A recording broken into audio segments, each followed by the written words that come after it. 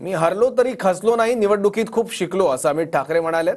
पहिल्या नाही तर शेवटच्या निवडणुकीत माझं मूल्यमापन करा असं अमित ठाकरेंनी म्हटलं। उपमुख्यमंत्री अजित पवारांच्या टीकेला अमित ठाकरे यांनी प्रत्युत्तर दिलंय। दरम्यान तुम्हाला तुमचा मुलगा निवडून आणता आला नाही आणि तुम्ही काय आम्हाला बोलता अशी टीका उपमुख्यमंत्री अजित पवारांनी राज ठाकरेंवर केली।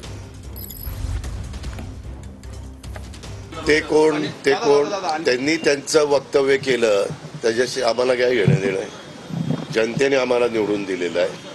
अरे तुम्हाला तुमच्या मुलाला निवडून आणता येत नाही आणि तुम्ही आम्हाला गप्पा मारता।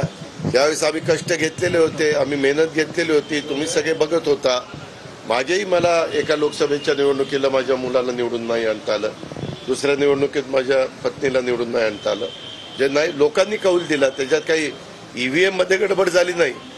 जनतेने मतदान केलं ते आम्ही लोकशाहीमध्ये मान्य केलं पाहिजे। राज ठाकरेंना स्वतःच्या मुलाला निवडून आणता आलं नाही असं वक्तव्य अजित पवारांनी केलंय, काय प्रतिक्रिया?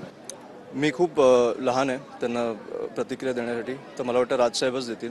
त्याच्यामुळे पण निवडणुकीत मी एवढं सांगेन की हरलो असेल तरी खचलो नाही आहे, खूप शिकलो या निवडणुकीत। त्याच्यामुळे ह्या गोष्टींचा मला फरक पडत नाही। माझ्या पहिल्या निवडणुकीत नाही तर माझ्या शेवटच्या निवडणुकीत तुम्ही मला जज करा असं माझी इच्छा आहे।